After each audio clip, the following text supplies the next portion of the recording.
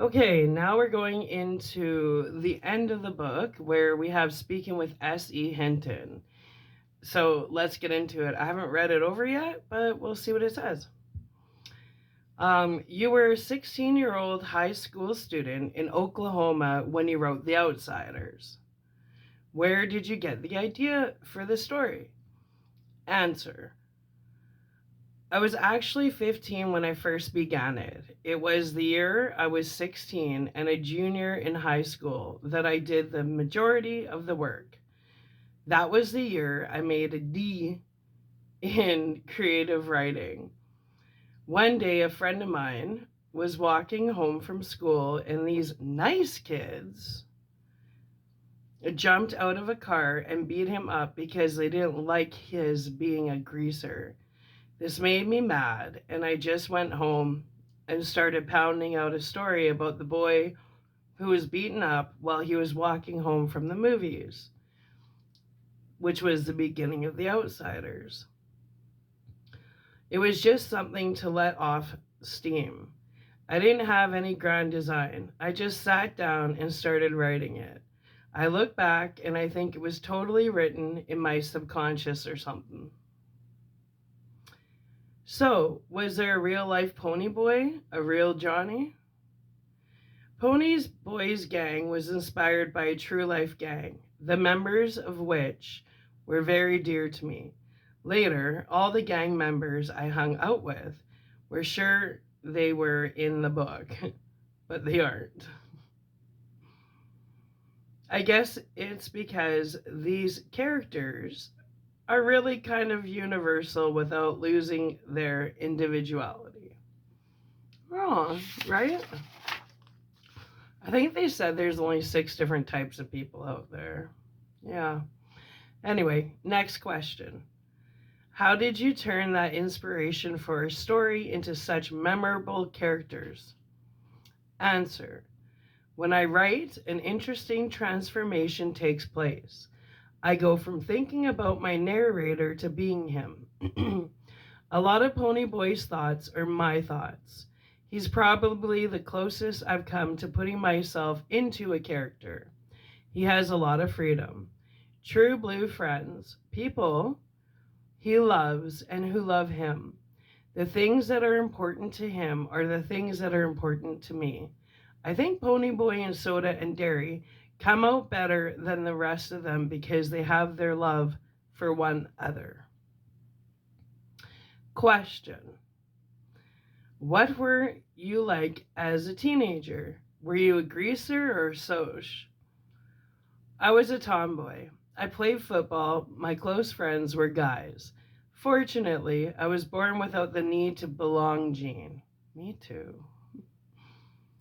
The gene that says you have to be in a little group to feel secure. I was just telling Jake that earlier. I said, with my moronic sister and my moronic mother, thinking that trying to socially isolate me is somehow torture. Well, they're insane because only insecure people feel tortured when they're left alone with their own thoughts. But people like me that are super confident and don't have an identity crisis and are totally authentic, we value our alone time.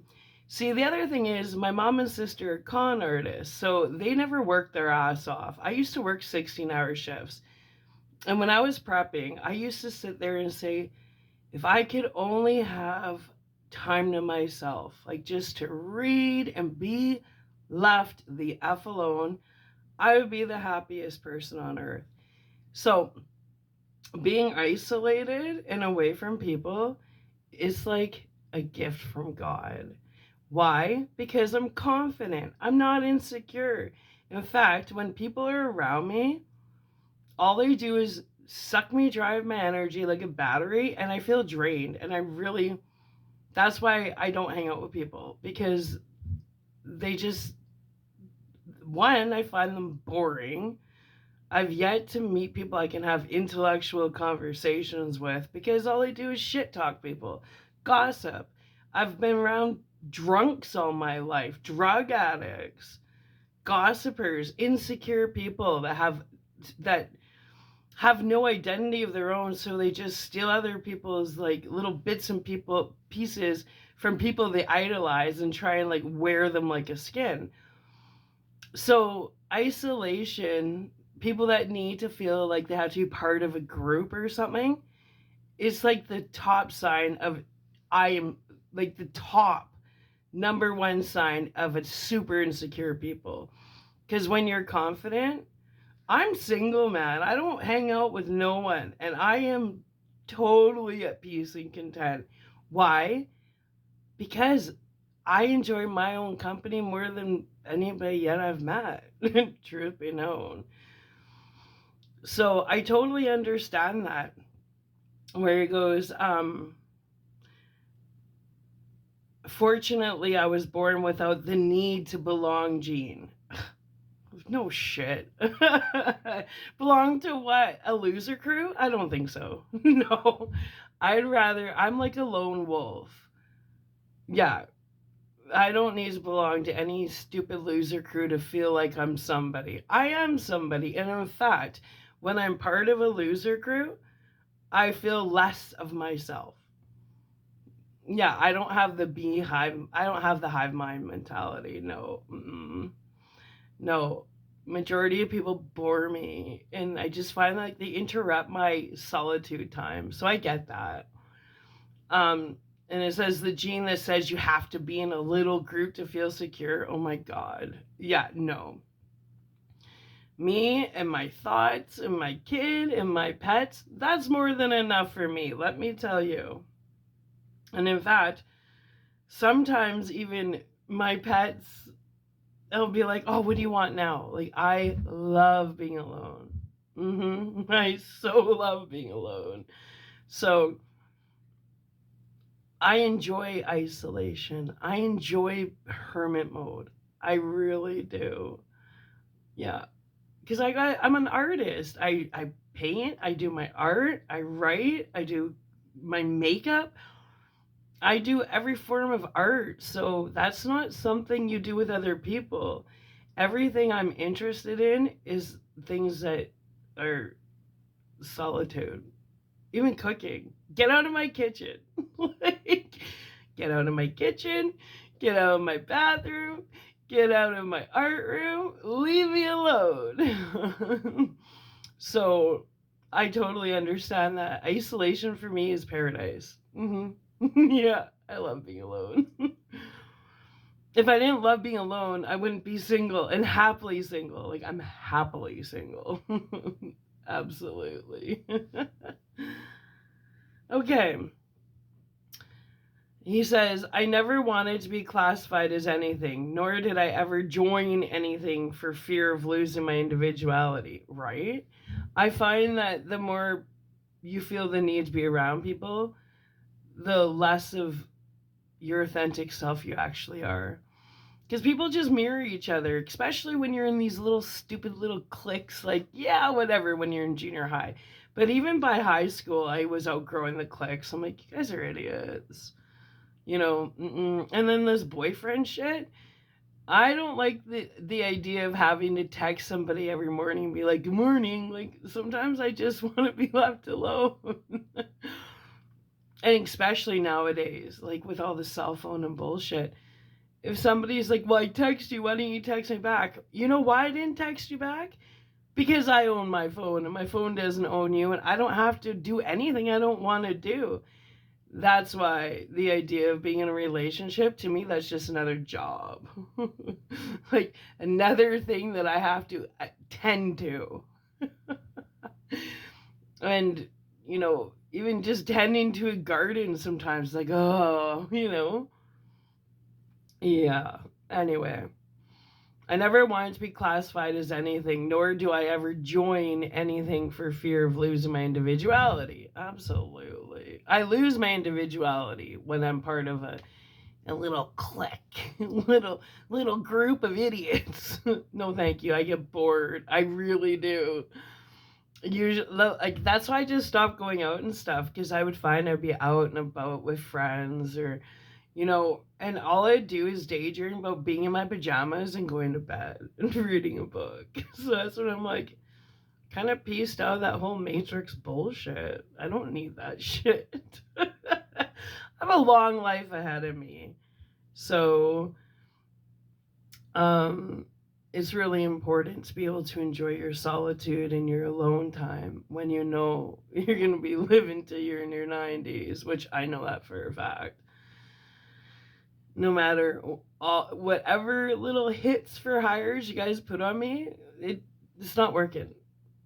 Your little death magic, can you see? Do I look bothered? No. And that means it's coming right back to you guys. So, keep hiding out in your little hideout spot. Karma will find you anywhere. No stone will be left unturned. Not even a pebble. Not even the littlest grain of sand. Yeah. Can't run forever, you lying thieves. I'm patient. See, that's something you guys don't have is patience. Oh, I'm patient. I've been patient since Grandma died. I've been patient since Grandpa Roger died. So what makes you think I'm in a rush right now? You guys are all caught. You're all under investigation. Yeah. Yeah. And in fact, we're all just laughing at you guys at this point because we're just seeing how far you're going to take it. Because it just makes for more good movies that's going to be written about, like, the stupidest criminals, which are you guys, idiots. You can't steal from innocent people. Well, you shouldn't steal from anybody, but especially someone like me. You're retards. I think it's funny because we all know what scoop is. You know you're under investigation. Dark web hits for hires. Okay, retards. You guys are so stupid. We're talking about people with major mental health issues and high school dropouts. Like, how smart do you actually get? Yeah, you're stupid. Little hive mind idiots, right? Yeah, you guys didn't really leave high school, did you? Why? Because high school was your glory years? So your glory years go back to 15, 16, 17? How pathetic.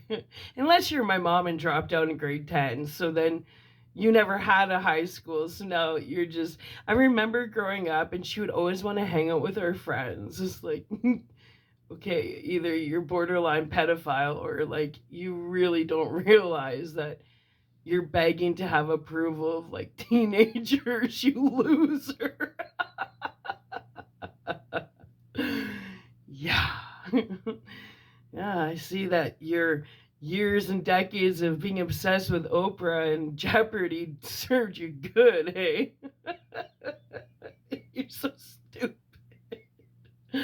You and your little mini-me, that apple didn't fall far from that fucking tree, did it? Okay, all fun put aside, let's finish this interview. Okay, what do you say here? I never wanted to be classified as anything, nor do I ever join anything for fear of losing my individuality. Well, first you have to have authenticity and individuality to lose it, right? Which none of you guys have it. So don't worry, you'll never lose something you don't have. And anything you steal, you still don't have it. Because, oh yeah, I rebuke you. And that which has been stolen from me will be returned to me. Yeah. We've known for years, like, you guys, seriously, like, it's been a serious investigation for over 5 years now. I just think it's funny. We're just giving you that little bit of freedom before you rot in jail or hell, whatever comes first. Depends on how much death magic you send me, and it gets returned to sender, because clearly none of your shit is working or hitting me. Idiots. It says, I didn't even realize that these guys, who were my good friends, were greasers until one day we were walking down the street and some guys came and yelled, "Greaser!" It's funny to look at people you've known all your life to suddenly see them as everyone else sees them, with their slicked back hair and cigarettes hanging out of their mouths and their black leather jackets, and respond, my God, they're hoods. You know them, and no, they're not hoods, but they just look like hoods. No, you guys are total hoods. Yeah. Yeah, you guys don't fall into the category of socialite or greaser. You're hoods. That's like bottom of the barrel. That's like those big bear beers or those OE beers or like gross, gross, those gross cheap cigarettes. You guys, you don't even get a category of a knockoff brand. You're just there. Non-playable characters, empty vessels. Wow. Nice legacy you're leaving behind, losers. Actually, not leaving behind because people are already forgetting about you guys already. Your stories are old, your lies are old, your drama's old. Nobody really fucking cares anymore. You're morons, and you know it. So you don't even get to leave a legacy behind of being anything. People like you guys are like one hit wonders. Like Milli Vanilli. Like, who's listening to Milli Vanilli nowadays? You guys are the Milli Vanilli. That's what you are. Yeah. Gone and forgotten.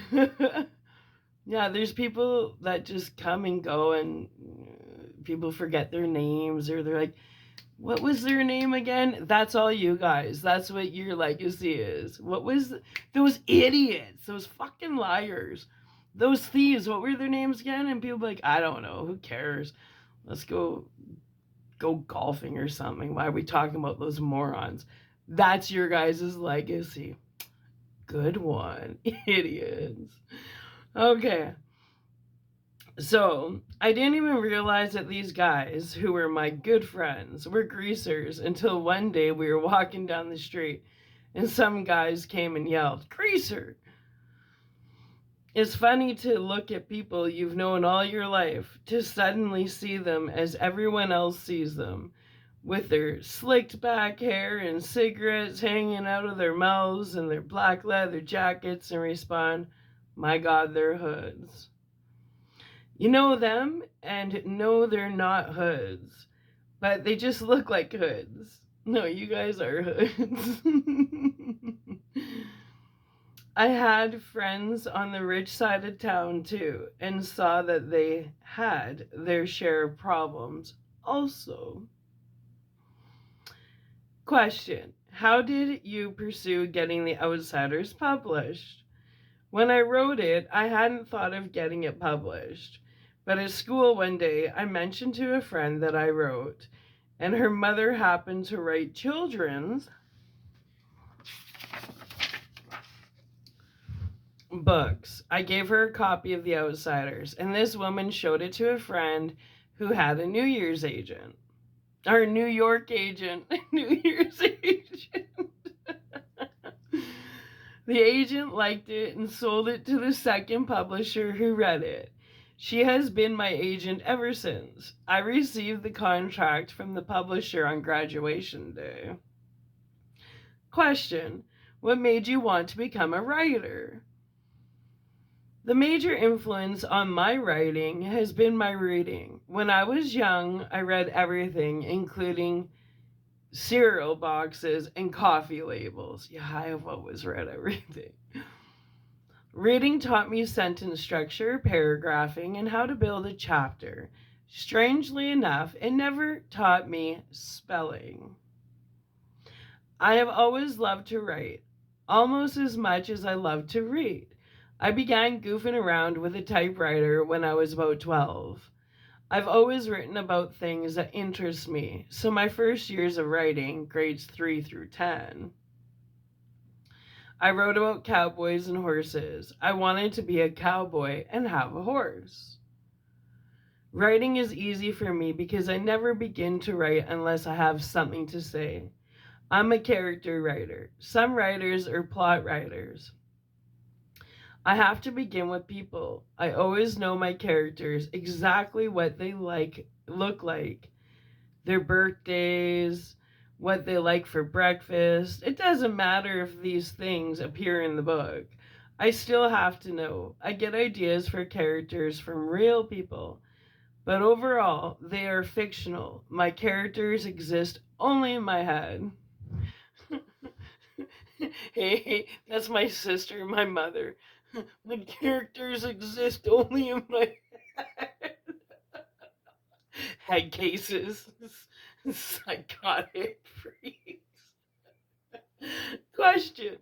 What book and you guys actually believe your lies? You guys have been lying for so long that you actually believe your lies. You're such idiots. Question. What books and authors inspire and influence you? Well, as an adult, I can pick out a lot of our authors who have influenced me. My favorite authors are Jane Austen, Mary Renault, F. Scott Fitzgerald, and Shirley Jackson. My favorite books are The Haunting of Hill House, Fire from Heaven, Emma, and Tender in the Night. I like Kurt Vonnegut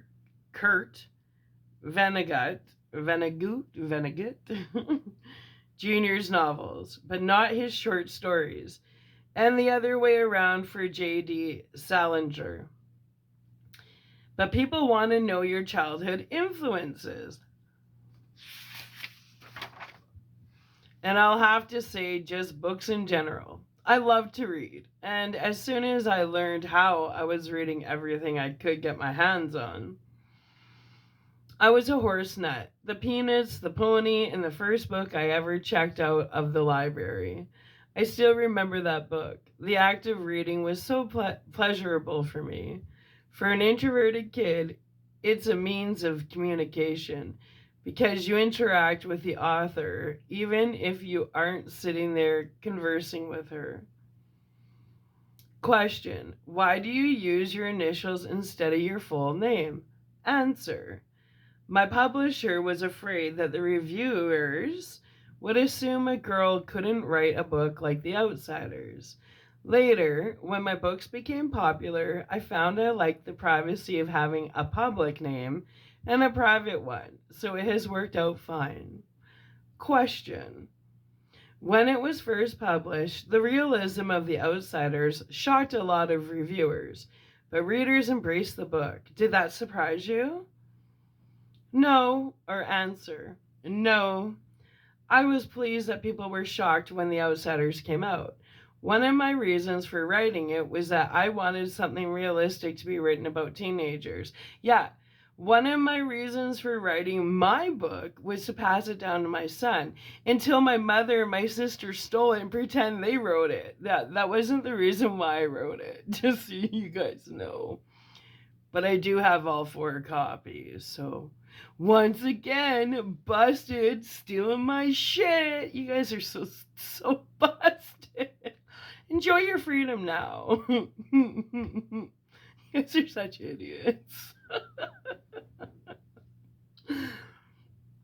I couldn't imagine hating myself so much that I was pretending to be somebody else.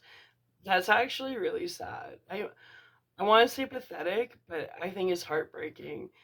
I couldn't imagine hating myself so much to the point that I pretended to be somebody else. I think that's heartbreaking.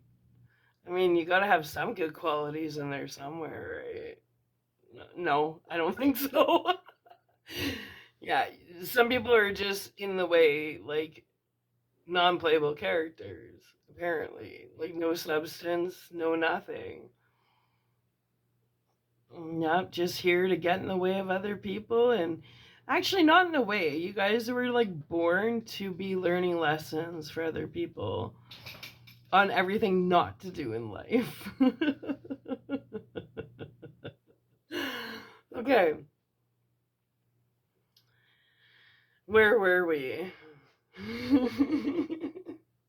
Why do you think the book has remained so popular through the years?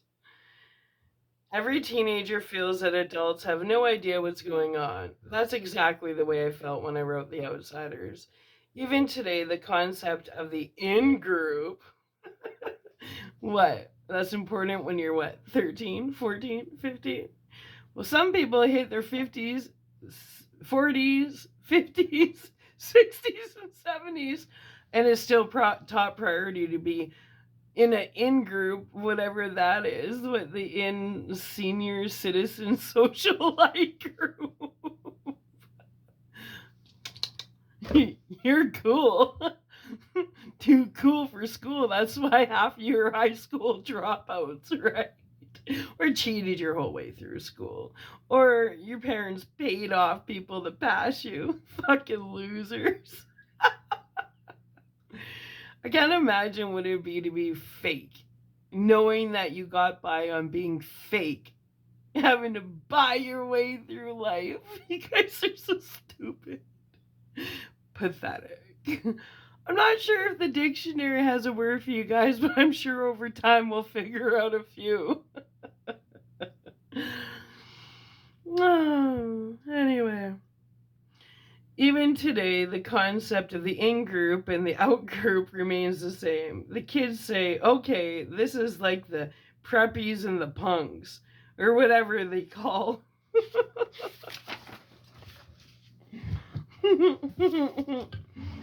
themselves. The uniforms change, and the names of the groups change, but kids, adults, and seniors, let's add, not just kids, like this. Because you guys, like, you still have the mentality of kids. But let's face it, you're also seniors and midlife adults. You see the humor in it, you guys? Obviously, you can tell when people act the way you guys do when the glory years you actually had were junior high. Because you're running with the same mentality. Cool. Cool. You guys are so cool. I'm so sad I'm not part of your group. The tribe of morons. You guys just keep your little tribe. Hang out on my stolen property. I'm getting it all back. But don't worry, as a tribe, you're all gonna go to prison together. So at least you guys get to keep your little beehive mentality. You guys can, since you like to steal destinies, you guys can go rewatch Orange is the New Black and decide what character you want to be. I've already figured out what characters you guys are. It started with being able to relate what characters you guys belong to from the movie the show Shameless, but now it's going into Orange is the New Black. Yeah, you guys all have your little roles, right? Yeah. At least you don't have to pretend that you're not gay anymore, right? Because your excuse will be like, well, I'm stuck with a bunch of women. I might as well, try it out. Come on, we all know you've been trying it out for years. Anyway. The uniforms change and the names of the groups change, but kids really grasp how similar their situations are to Pony Boys. Yeah. Okay, this is fun. And then we have another one that says, turn the page for a discussion guide to S.E. Hinton's The Outsiders, and that's a bunch of questions. So we're gonna upload this and then we're gonna get into the discussion guide. Yeah, I would quit wasting your guys' money on the dark web for hits for hire, because nobody wants to work for you guys anymore, because now they know you guys are fucking liars and losers that are about to all go to jail and you're under investigation. So anybody that even attempts to they'll take your money, but they're not going to do their job. They're not stupid. Because it seems like the only people in denial that you guys are under investigation is you guys.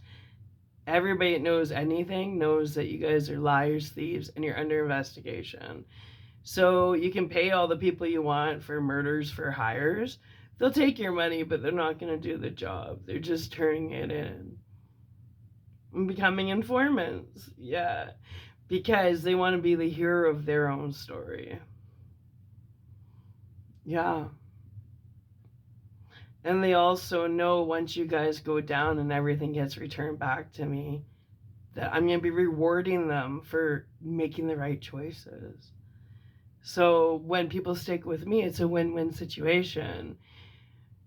When they follow you guys, they know they're following you straight to jail. So, yeah, they've switched teams, idiots. You guys are so stupid. Yeah, people that are loyal to me, oh, they're going to be rewarded. So, they know I'm innocent. They know you guys are total frauds, liars, losers, and thieves. So they've jumped your ship and they came aboard mine. Because they know once this is settled, I'm going to take care of them.